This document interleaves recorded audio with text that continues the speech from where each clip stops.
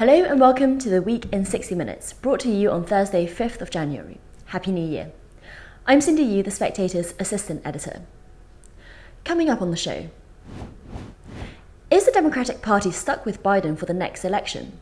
It's been rumoured that he may well run again, even though he's already 80 years old. What would 6 more years of Biden look like? I'm joined by Freddy and Jeff Cohen. Douglas Murray is also on the show this week. We'll be talking about British politicians' weakness for can kicking and the latest review stuck in the Whitehall pipeline, all about how to prevent the anti-extremism strategy that, has had mixed success. Can Rishi Sunak and Keir, two politicians not known for being exciting, inspire the country in what will be a very difficult year? Well, they've both tried with New Year speeches this week. Our associate editor Isabel Hardman joins me on the show to discuss. And as the war continues between Russia and Ukraine, my colleague Svitlana Morenets was finally able to return to Ukraine and see her family for Christmas. How much has changed since she was last there last year? Svitlana joins me on the show. Years into the future, could AI help us fight wars? Not just in weaponry, but possibly in strategy or advice. This is a possibility opened up by the latest breakthrough in artificial intelligence, the ability to lie and betray. Mark Galeotti joins the show. And finally, what is it like to be an agony aunt? This week's issue looks at the agony aunt's Victorian roots, and to discuss, I'm joined by the Telegraph's agony uncle, Richard Madeley. Before we get going, if you enjoy Spectator TV, then do subscribe to our YouTube channel. Just click the subscribe button at the bottom of this video and tap the bell icon so you never miss an episode. And you can subscribe to The Spectator in our New Year sale and get a whole year's worth of unparalleled comment and analysis for as little as £49. To subscribe today, go to spectator.co.uk/sale. First up, will there be 6 more years of the Joe Biden administration? Polls suggest that the majority of Democrats don't actually want Biden as their party nominee in 2024. And at the age of 82, will he even make it for another full term? For the cover piece this week, our deputy editor, Freddy looks at what that presidency might look like. And he joins me now together with Jeff Cohen, an American political expert who has set up the campaign Don't Run, Joe. Freddie and Jeff, welcome to Spectator TV. Now, Freddie, your piece is looking at the prospect of 6 more years of Joe Biden. So is it the expectation that he will run again in 2024? Well, that certainly seems to be the talk in Washington at the moment. It certainly seems to be going that way. Since Joe Biden was elected in 2020, won the election in 2020, there has been this sort of will he, won't be a placeholder president question looming over him. And I'd say 6 months ago, if you spoke to some Democrats in Washington, they would say, actually, he may well move aside. But at that stage, the presidency was clearly going very badly. Among Team Biden people, they feel the last few months have gone very well. They feel the midterms was an actual success, even though they lost the House.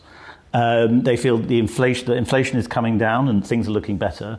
And Biden himself seems to be in better spirits. And apparently, crucially, his wife, Jill, the First Lady, has come round to the idea of a second term. So the word in Washington is that he may well soon announce that he's going to run again.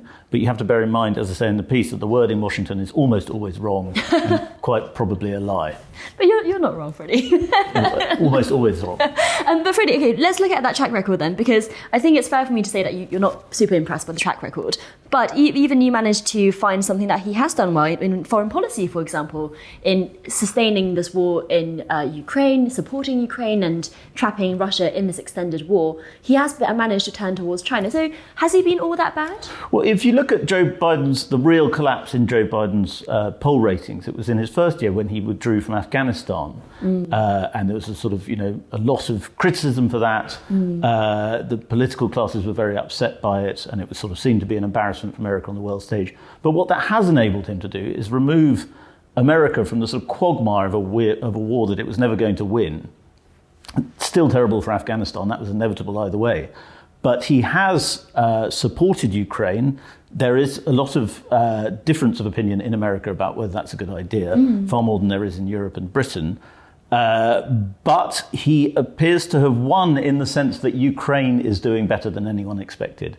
And so America, by not being militarily involved, but by supporting Ukraine and sending billions and billions in military aid, has been seen to be winning. And on a realpolitik level, that has worked because it enables America to focus on its true strategic rival, which of course is China. So it seems quite shrewd in at least this particular front. It is shrewd. How much Joe Biden is behind it is a question of some dispute. Yes, that's a very fair point. Now, Jeff, you're on the left of the American political divide, but you also think that Biden shouldn't rerun. You've recently set up the Don't Run Joe campaign. We can see a bit of your campaign ad here. Joe Biden running undermines the Democratic Party's chances in 2024. There's no question that we have a climate emergency. It's a question of willingness to do something about it. It's not the time for half measures. All Americans need universal health care now. There's no room to compromise when our abortion rights are on the line. We can't afford to lose. Don't run, Joe. Don't run, Joe. Don't run, Joe. Don't run, Joe. So is your problem with Biden that he isn't going far enough on some of these left-wing issues? Well, my problem is he isn't a strong leader. He's out of step with the base of the Democratic Party. Nearly 60% of Democrats in recent polls want a different candidate for president in 2024. The New York Times had a poll in July that found more than 90% of Democrats under 30 wanted a different candidate. The base of the party wants profound change because our country is facing these crises of climate, of democracy, of widening economic and racial inequalities.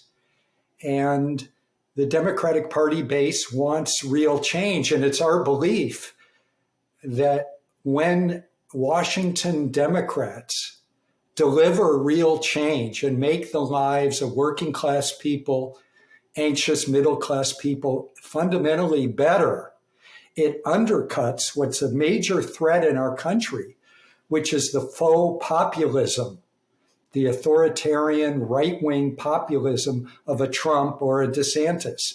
So it's not an issue of too much or too little or too left or too right. He's not a strong leader, and he's out of step with the base of the Democratic Party. Now, we all rallied around him to get rid of Trump in 2020, and we all rallied around Democrats to try to beat back the extremist Republican Party in the 2022 congressional elections. But I'm with the majority of Democrats when I say we need a stronger presidential candidate in 2024. So, Jeff, what do you say to those defenders of Biden who tot off the track record that we've been mentioning, for example, low inflation, high employment, foreign policy, all of these things? Do you not buy into that track record? I don't buy into it at all. I mean, I was thrilled by the original COVID Recovery Act that passed soon after Biden took power. A lot of the other initiatives have been totally watered down. What passes ultimately have been very weak, too little, too late. You talk about foreign policy.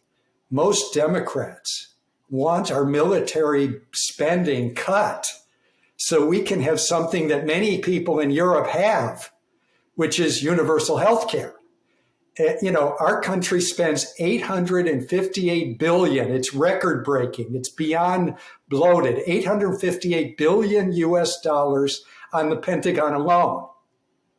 And then we spend, this is the coming budget, $21 billion to modernize the US nuclear weapons, and another $8 billion to do cleanups around US nuclear weapon sites. How much, and that's all in the Department of Energy. How much does the Department of Energy spend on renewable energy or on energy efficiency? Just a mere $4 billion. So our priorities are out of whack.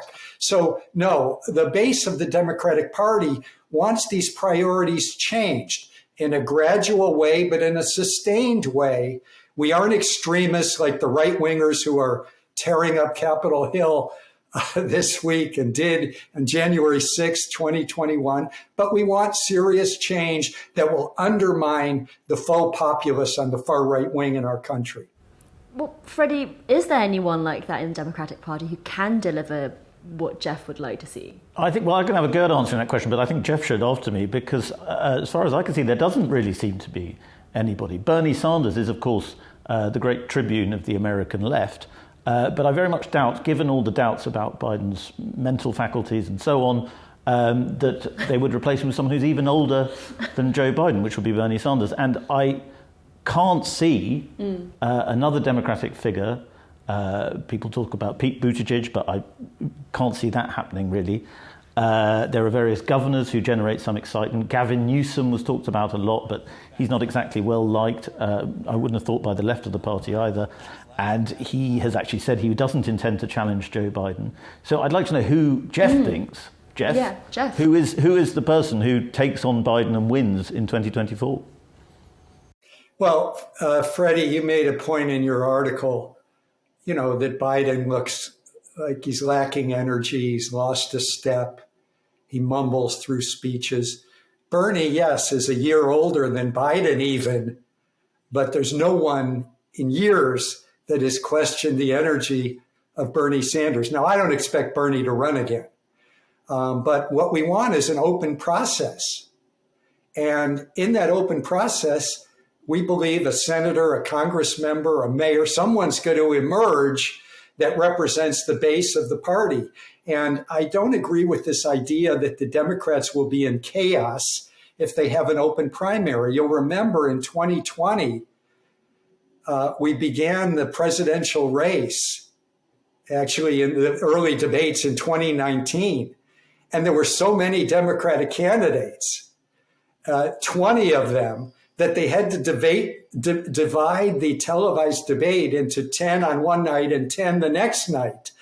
And yet the party came together behind Biden with the goal of defeating Trump after 20 candidates initially had sought the presidency, and we defeated Trump.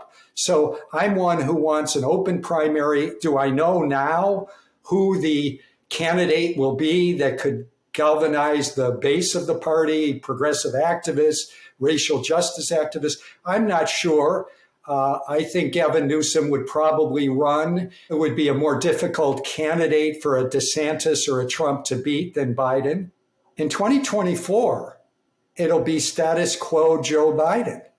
He'll have to be defending his record. We don't know what the economy will be like. So a lot of Democrats, we want a fresh start. We fear the extremism of today's Republican Party, but we're really looking for a different standard bearer in November 2024. Interesting. Well, Freddie, we're quickly running out of time, but before we go, I mean, Jeff there mentioned Trump. Do we think that he is going to be the Republican nominee come the next election? I think it's far too soon to discount him. I think a lot of Republicans are eager to discount him because they see him as a weakness on the ballot. I think at the moment, a very interesting question is the Justice Department are contemplating what to do next, whether to prosecute him on various counts. I think my theory is that Joe Biden might be leaning on his Attorney General to say, actually just take this as slowly as possible, because as long as Trump is in the national conversation, Joe Biden is seen as the person who's beaten him before. I take what Jeff says, I think he may well be right. But as far as Biden world is concerned, Team Biden, Biden is their best bet for beating Trump again, or indeed winning if Trump runs someone else close and splits the party apart. Another point to remember is with the Republican Party, they've never had the discipline of freezing out, to freeze out rebellious populist candidates. But Trump won. If you look at 2016 with Hillary Clinton, 2020 with Joe Biden, against Bernie Sanders, the party discipline, the establishment party discipline to stop him was quite impressive. So I think that's why the populist left will not achieve what the populist right has done in America. Yeah, well, thank you very much, Freddie. And Jeff, best of luck with your campaign. Thank you for joining Spectator TV. And it's not just politicians in the US that are uninspiring these days. In this week's magazine, Douglas Murray lambasts the culture of can-kicking that British politics has got itself into. We seem to be report-heavy and action-light, he writes. So, Douglas, welcome back to Spectator TV. It seems in your column this week that there are two problems you're picking up on. First is this culture of just commissioning reports and are not really doing anything with them. And the second is what's happening with the prevent strategy and how we can fix it. Can we talk about that first one first? What is this culture that British politics has got itself into where there are just millions of reports but nothing ever gets done? Yes, it's very strange. I say in my column this week that you could argue it started with the coalition government from 2010 to 2015, where the Conservatives and Liberal Democrats had a lot they didn't agree on. The easiest way to not upset Nick Clegg, which was obviously in those years, as we know, the absolute priority for the UK, was to kick things into commissions, inquiries, reports, judicial overviews of things. That way, effectively, you didn't have to decide anything. Remember, for instance, that the energy problems that we have in our country at the moment could actually be remedied if it wasn't for the fact that coalition government just endlessly sort of kicked things into the long grass, into reporting stages. I mean, I wrote about this recently, but, and I don't sound like I am picking on him, but, well, I am. But Nick Clegg said at the beginning of the coalition, if we did this new nuclear reactor, the energy wouldn't even come online until like 2022, 2023. I mean, wow, who could expect such a date to ever arrive? And actually, it turns out, we could have done with decisions being made on our energy at that point. We could have done with questions like that in the national interest, not just being endlessly farmed out to commissions, to reports, to inquiries, and so on. But somehow that became the culture in Whitehall. And even when the Conservatives got a majority in 2015, that culture continued. I give the example in the column of the Louise Casey review that looked into the problems of integration in the UK. I admire Louise Casey very much. I spoke to her when she was doing that review. And a fine piece of work it is. But effectively, the government said, thank you very much for delivering your report, and then shelved it. Nothing has happened so far as I can see. I've seen no deliverables, to use one of the ugly terms of government, about the Casey review. And you can just see that in case after case. We've ended up with this sort of government situation where something happens and they say something must be done.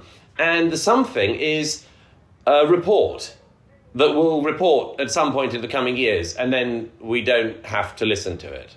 Well, to be fair, I mean, just going back to Nick Clegg, maybe he already knew that he wouldn't be in Westminster for another 10 years. Yes, it seemed like an implausibly long timeline for him. And just on these reports, then, do you think the problem is that there's no legal or moral, political obligation for governments to act on these reports once they're commissioned and published? As you say, they can just be shelved. Or is it that the reports themselves are often not the right solution? They don't identify the problems? Well, there shouldn't be. I mean, you can't commission a report and then say it's going to be legally binding, or a commission of inquiry and say it's got to be legally binding. I mean, that would be even more impossible. No, I think the problem is just that there is no political will to make decisions. The fact is that when certain decisions come across a Prime Minister's desk or a Home Secretary's desk, they just have to make the decision one way or the other. And as I say, somehow we've got stuck in this culture which is, it's just easier to farm it out. It's easier to kick the can along the road. Why? To get on to the second part of what we're discussing, the prevent issue.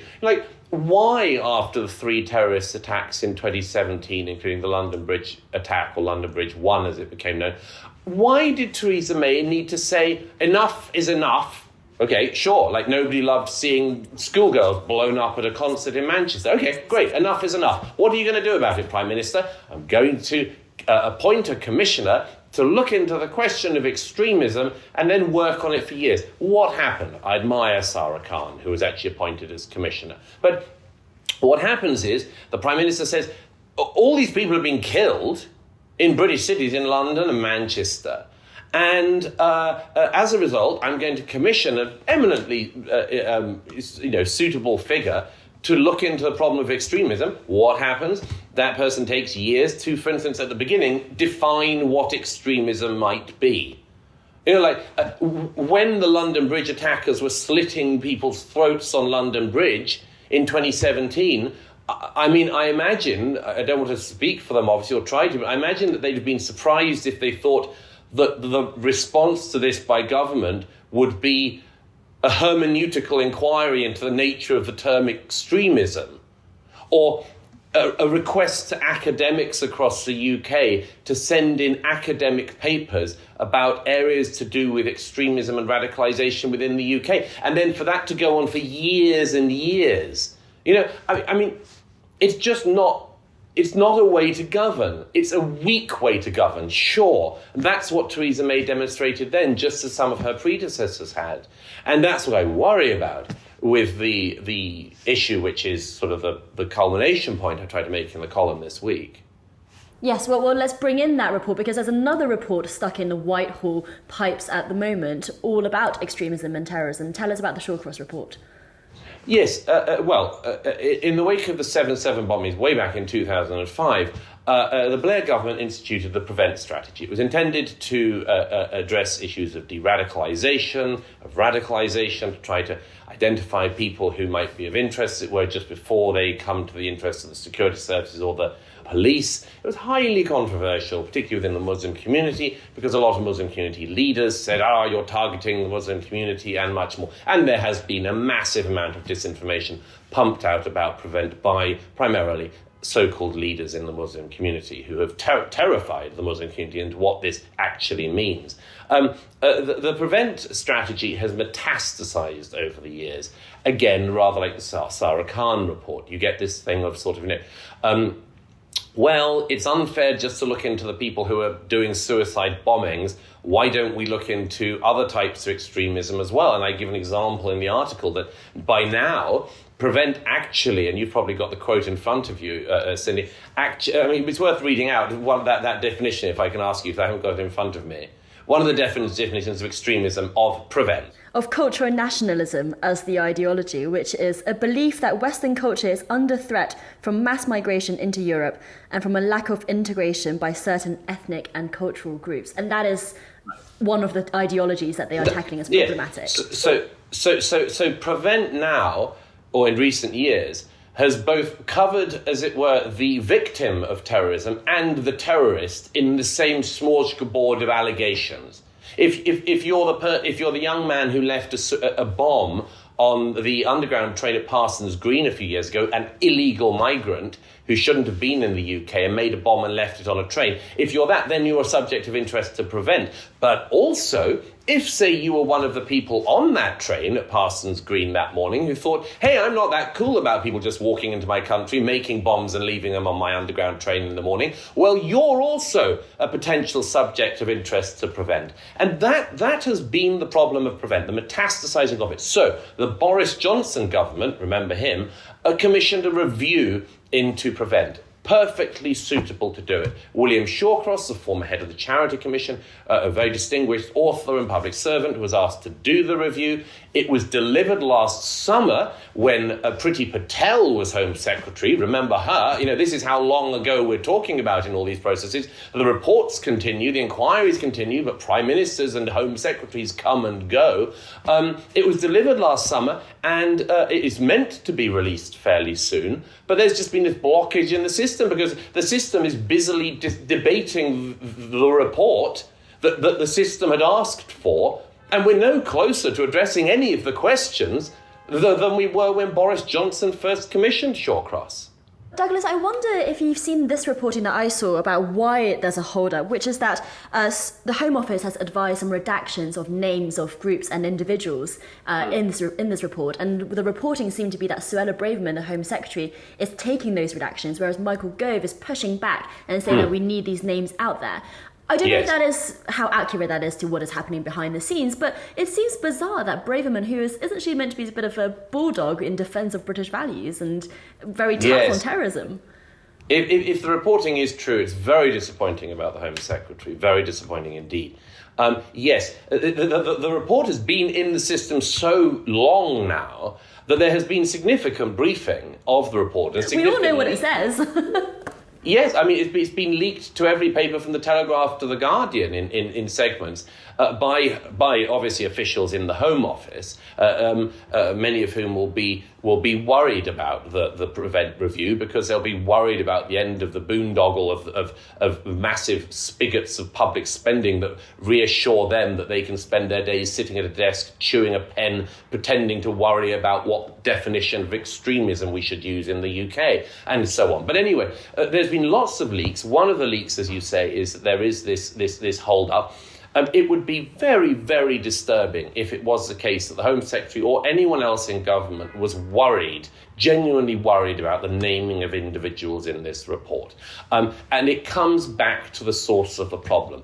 What the hell is the point of commissioning work looking into serious problems when in the end of the process and at the end of the process, officials are worried about upsetting the feelings of extremists, actual extremists, Islamists in the UK?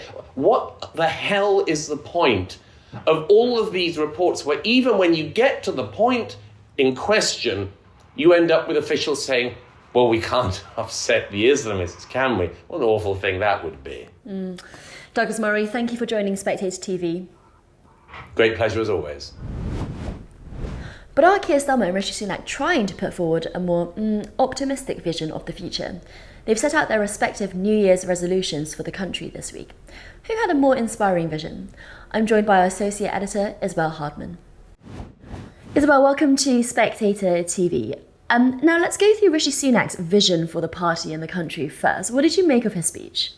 So of the two speeches, this was definitely the less interesting one. And that's partly because he's the guy in power. He's actually got to, take decisions and make promises that he has some chance of keeping. But in fairness to the Prime Minister, a number of the pledges he made this week are going to be really difficult for him to meet. And he listed his 5 immediate priorities, the priorities of the people, as he called them. They were halving inflation this year, growing the economy, national debt falling, NHS waiting lists will fall, and new laws to stop small boats. Now, some of those things may well happen regardless of what Rishi Sunak does, such as halving inflation. Others are pretty difficult to see how they'd actually be accomplished. So are NHS waiting lists really going to be falling this year when forecasts that were leaked to the Spectator's Kate Andrews have suggested they're going to get much higher before they start falling, and they may well be still at a record high at the next election. So will people generally feel as though the NHS is in a better place? Probably not. New laws to stop small boats. So is he just promising to pass a law? Because, he can actually do that, given he's in government. Stopping the small boats is a little bit more difficult. And perhaps that's an admission that no one has really worked out how to do that yet. Mm-hmm. And I was surprised to hear that Keir Starmer's speech actually managed to be more interesting than that, considering Keir Starmer's, always mocked for being quite boring. So what did he have to say? Yeah, I think we're in a sort of low bar situation here. And Keir Starmer does now feel that some of the insults that were levelled at him by the Tories early on, that he was boring and so on, are actually now compliments. Indeed, when Rishi Sunak took over as Prime Minister, one of the buzzwords of his team was be boring. And that was something that, Boris Johnson was always saying was one of Keir Starmer's failings, whereas we've had the psychodrama of the Conservatives, particularly over the past year. Boring looks pretty appealing in comparison. Being in opposition does give you the luxury of being able to talk about things in a slightly more utopian, hopeful way. Keir Starmer is very keen to not be a boring whinger, because that really is unappealing. And so he did try to be optimistic and forward-looking about what Labour was going to do for the country. And the thing that I found the most interesting was his take back control slogan that he's decided to unashamedly steal from Vote Leave. It allowed him to talk about how he campaigned for Remain in 2016, but understood the concerns of many of the Leave voters who he spoke to. It also allows him to use a hugely popular and successful political slogan rather than having to come up with another one himself, which he hasn't. But it also gives him the opportunity to do something that he hasn't done up to this point, which is suggest that Labour might be aiming to be in power for a while. So he talked about a decade of national renewal. So that's 2 terms in government. Up to this point, a lot of senior Labour people who I'd been talking to, and indeed a number of Conservatives, had felt that the pitch from Keir Starmer really was, I'm going to turn up and repair some of the damage, make things go better. Not a sort of long-term vision for changing the balance of power in this country, for changing the way government and the private sector works, for changing the state of our public services so that they function for, a modern society as opposed to just trying to fix the gaping holes. We got much more of that list of reforms that amounted to a vision today, to the extent that I suspect the complaint from now on will actually be, well, where are the retail offers from Labour rather than where's the big overarching vision? I think we've now got to the stage where we know what Keir Starmer's vision is. Whether or not it's exciting, I'm not sure. But in terms of concrete policies, I think that's the move he now needs to make. And, he's definitely got the time to do that. Interesting as well, and as you say, the bar does seem quite low in terms of how exciting either of the options are to voters next election. Thank you so much for joining Spectator TV. Almost a year ago, Russia invaded Ukraine. At that point, my colleague Svitlana Morenets happened to be holidaying in Europe, and her family back in Ukraine urged her to go seek refuge in the UK instead of returning home. She later joined The Spectator on our internship scheme and now writes our weekly Ukrainian-focused newsletter. This Christmas, she has returned home to Western Ukraine, seeing her family for the first time since war broke out. What is it like to spend this time of year in a war zone? She joins me now. Svitlana, thank you for joining Spectator TV, and it's great to have you, especially because you've only got a few hours of electricity a day. Tell us, what has it been like to be reunited with your family over the Christmas period and to see your village again? Sure, I'm extremely happy because it has been almost 1 year since I saw them last time. We share a lot of time together because when we don't have electricity, all what we do is just to sit together and talk. So somehow it is even nice, Yeah, absolutely. And when the war broke out, you happened to be travelling in Europe, and so you came to the UK instead of returning home. But your family have been there throughout the course of the war. What has life been like for them? Or, now you're seeing it and you're living it. Can you just paint a picture of what daily practical life looks like right now?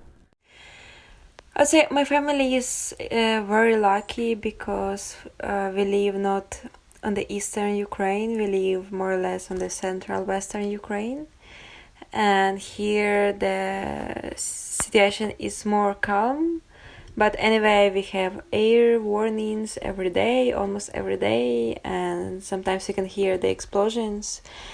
And the most what affected us is that there is no electricity, and when there is no electricity it means there is no water, so we use a lot of candles, flashlights, we wash ourselves with bowls of water. We can't take normal showers, but I think it is a small price to pay if to compare what Ukrainians pay, how they live on the east of Ukraine, and how our soldiers are bravely fighting. So here, people that I know in my town, everybody understands why it is happening, and they're just trying to get used to it. So yes, it's heavy, and the local government are broke. They don't spend any budget for repairing the roads or infrastructure, anything, at least here. And as far as I know, they say that everything goes for the army. All the money. But despite all this, is morale still quite high? I mean, is it even possible to have a Christmas, as you have done, with Russian missiles flying overhead? Yes, the morale is very strong, and for example, New Year night, Russia launched some dozens of missiles to greet Ukraine with New Year. and everybody was saying just here, what the motherfuckers, because Russians try to break the morale, our spirit, but it is hopeless for them. It's not gonna work.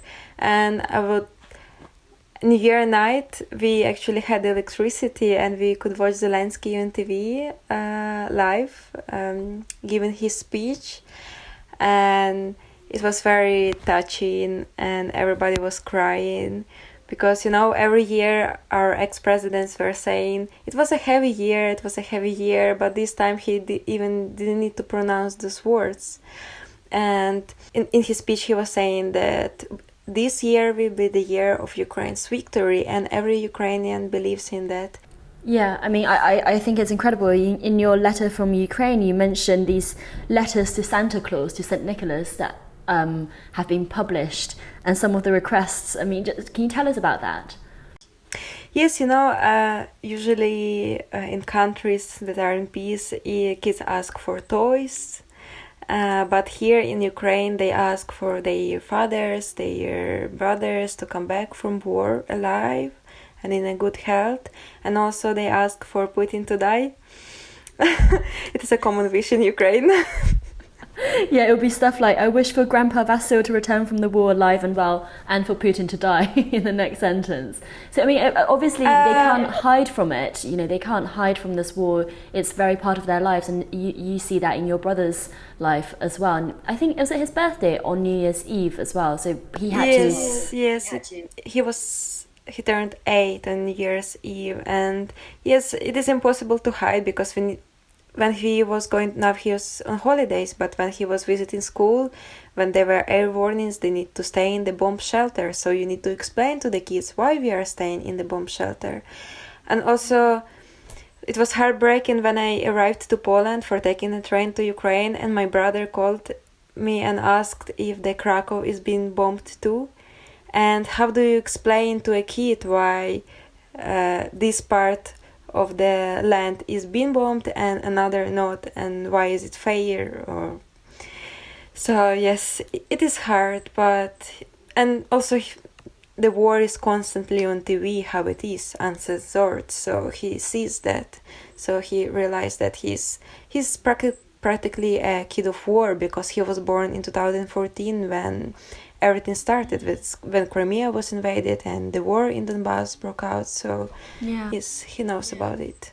But I'm very thankful that he knows about it, not directly, that the bombs were not falling near our house, or he didn't see tanks on our streets. So I still think that we are very, very lucky, and it is only because of our soldiers who are fighting there on the front line. Well, I hope you have a safe journey back. Thank you so much for calling in from near Lviv, Svitlana.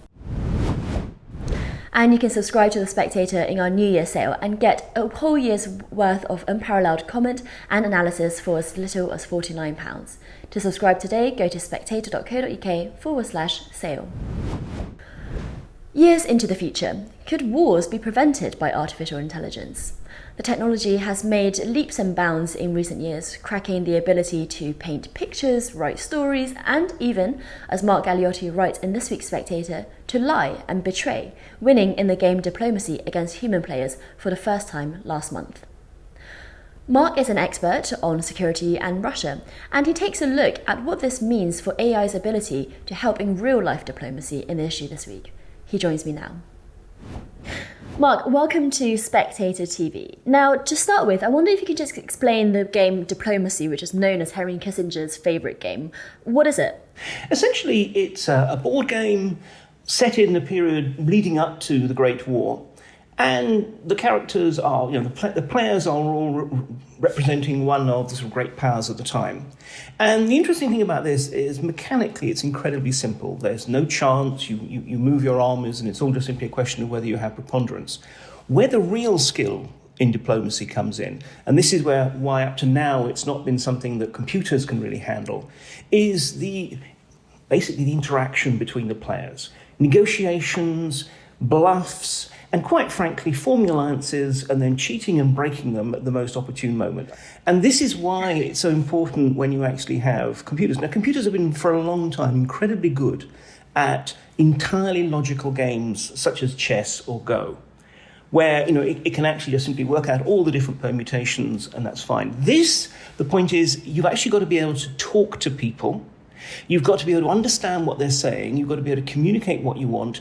And above all, you have to try and get your head around their intent. And these are the kind of soft skills that up to now computers haven't really been able to demonstrate any particular affinity at until we have artificial intelligence.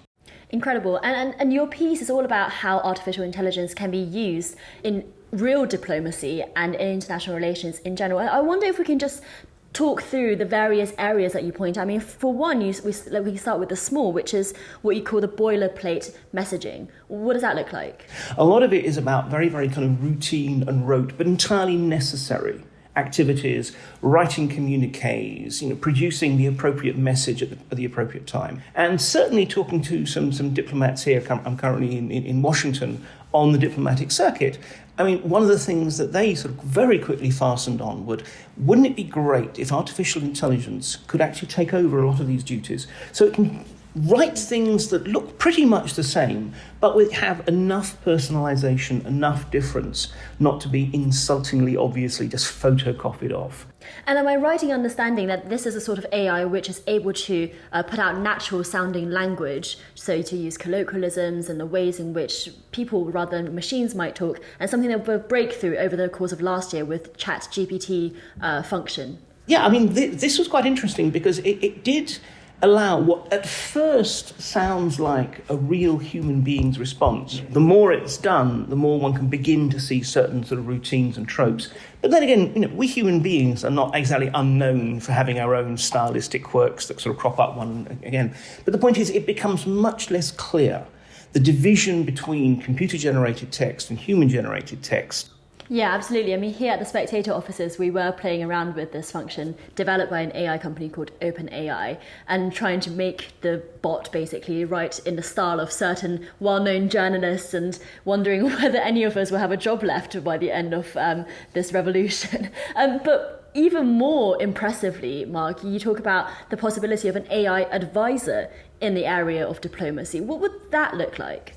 Often there are huge amounts of information that people within foreign services, and obviously in a whole variety of other fields as well, have to process at ridiculous speeds. And in some ways, that's almost been one of the problems of today's information society. There is more information out there than we can possibly assimilate. So again, the idea is now that one can use AI as a way of allowing the diplomats or whoever to be able to maintain, shall I say, the suitable overview and, sort of, for want of a better word, outsource a lot of the detailed data digging to the computer. So, if you absolutely suddenly need to know what are the rules that govern, the export of veal into New Zealand, a task that actually takes a human being a certain amount of expertise and time to sort through, but the AI can handle it that much more quickly, allowing the diplomat to concentrate on the policy issues that are there. Well, with the ability that we first started talking about, this ability to lie and to cheat, to backstab through the game of diplomacy, could we also imagine a world in which AI is actually advising diplomats and statesmen to basically achieve a goal in the real world? Let's say, how do we prevent China from invading Taiwan? Is there a world in which decades into the future, the AI could say, this is what you need to do with these international actors if you want to complete the goal of preventing China from invading Taiwan? Well, this is at once the dream and the nightmare. The dream is precisely that if you have, shall I say, computing superiority, in other words, if your AI is better than their AI, you can outthink them, out-scheme them, and if need be, out-backstab them. And so the question is, do we want to give that kind of power to the AI? And particularly because what happens if, as all systems can be, it's hacked?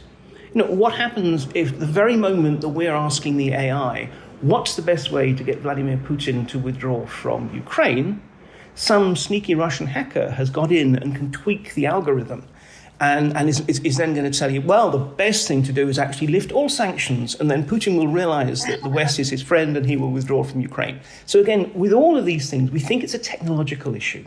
but it's as much as anything else a social issue about actually how we in the future will engage with our technology.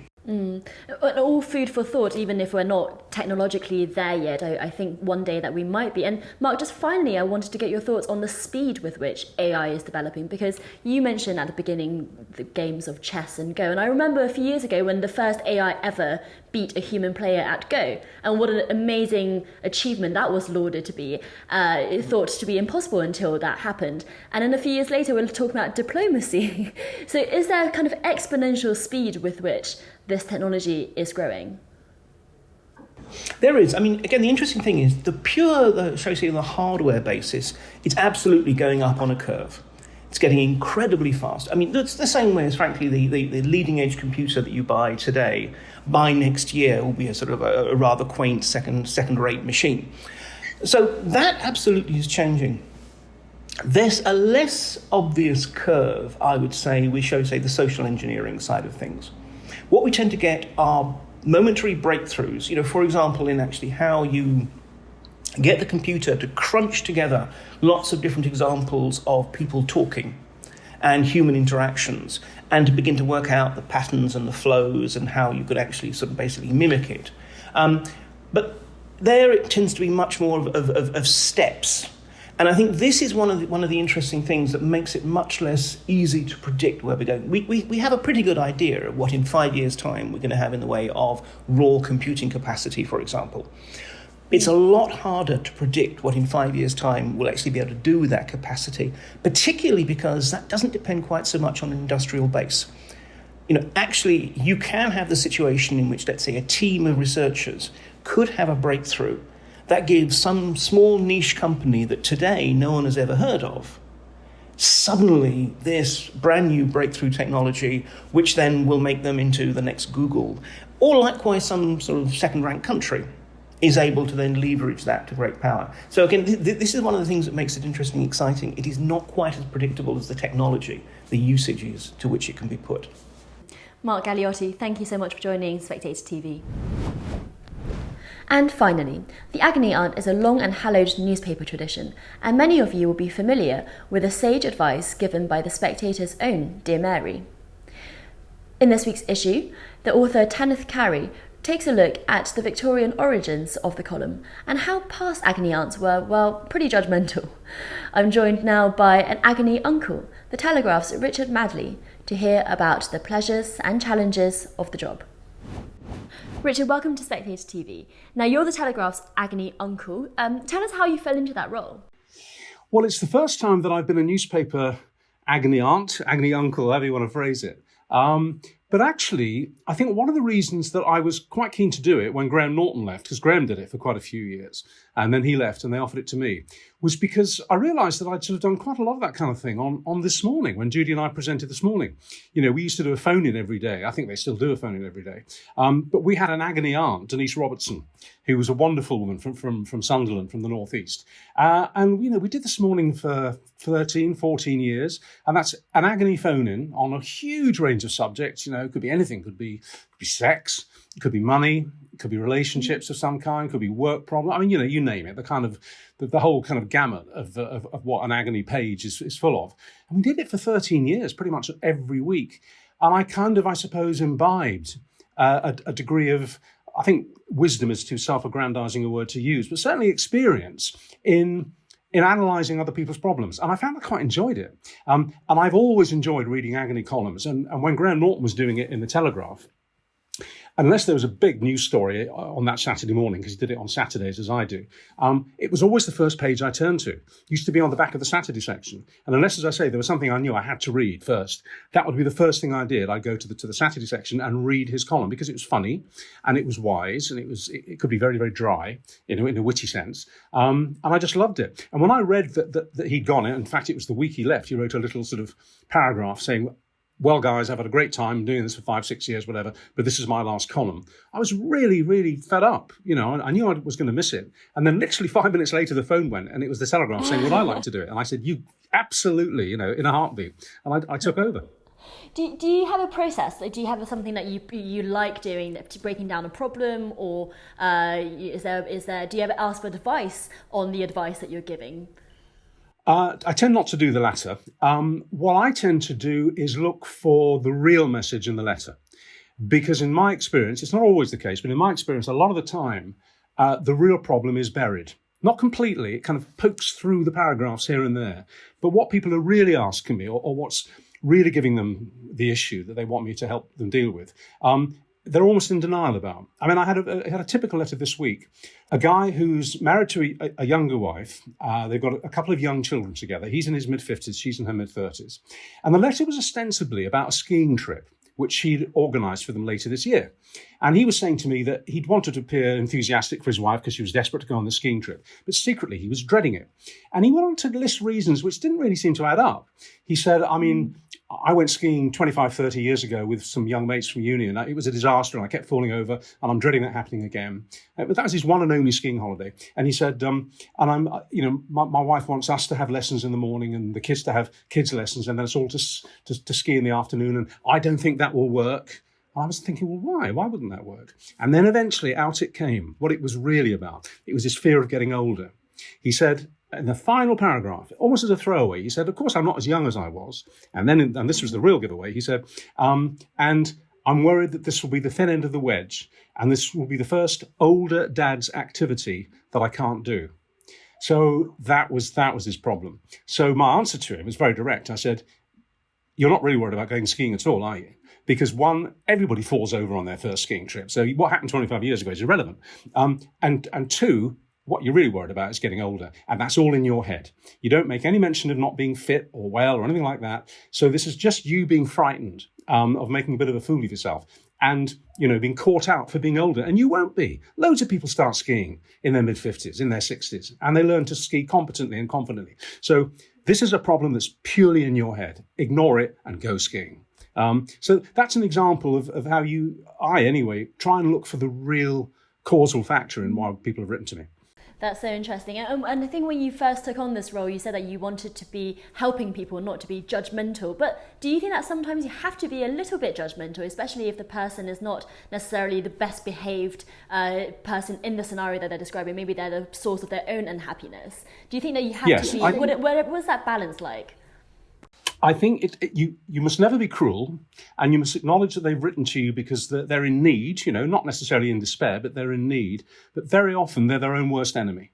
It's a bit like being very honest with a friend. There's no point if a friend comes to you and lays out a problem in pussyfooting around if you think actually they're the problem and their attitude is actually what has to change rather than the world around them. So I will be quite blunt quite often in my column.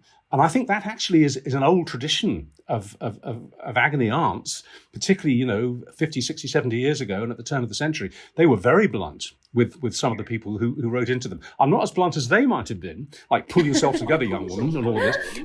But I will be straight. And I'll say, look, I'm sorry if you find this a little bit harsh, but what's the point of asking me for advice if I don't give it to you straight? And being honest with you, I think you're the one with the problem, and this is why, and this is how I think you can fix it. So yeah, quite often I don't throw the letter back in their faces, but I kind of confront them with actually their own prejudices, their own faults, their own weaknesses. Yeah, bit of tough, constructive love.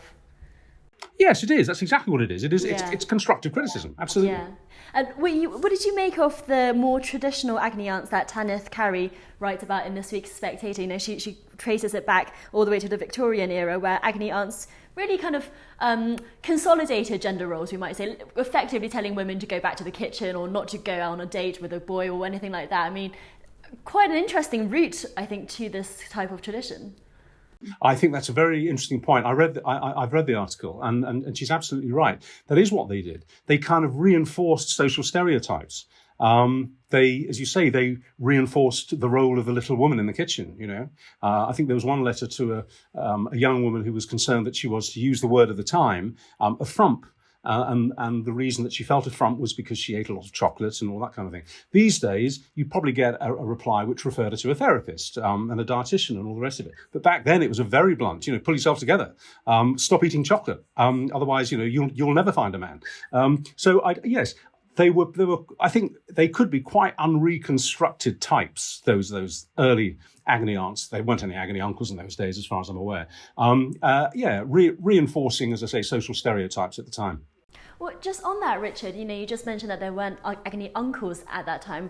As an agony uncle, do you feel a different approach to the role than a woman might have? Do you feel that you have to be perhaps less judgmental because you're a man? It's a really good question. I think the area that I feel, I wouldn't say uncomfortable in, but I am probably more thoughtful and careful in my choice of language, is when I get a question or a problem about a sexual matter, something that's going wrong in the bedroom.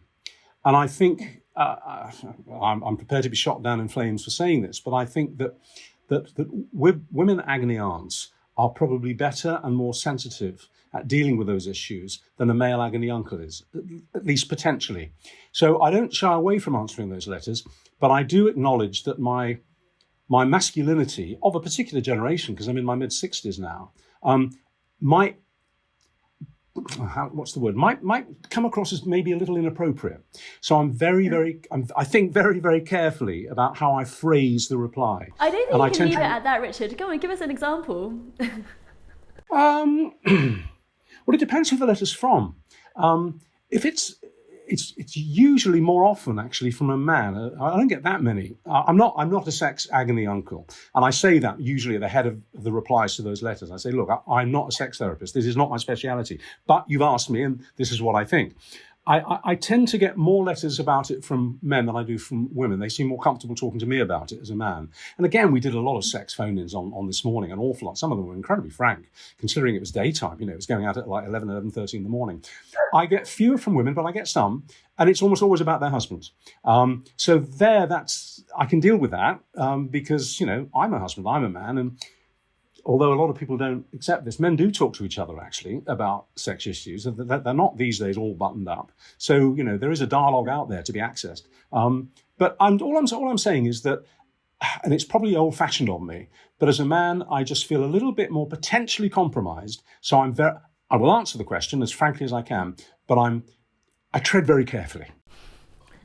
Well, Richard, thank you so much for joining Spectator TV. Great pleasure. Nice talking to you. That's it for this week. Once again, don't forget to subscribe to The Spectator's YouTube channel. Just click the subscribe button at the bottom of this video and tap the bell icon to make sure you never miss an episode. And you can also subscribe to The Spectator in our New Year's sale and get a whole year's worth of The Spectator for just £49. To subscribe, go to spectator.co.uk/sale. Thanks for watching and do join us again next week.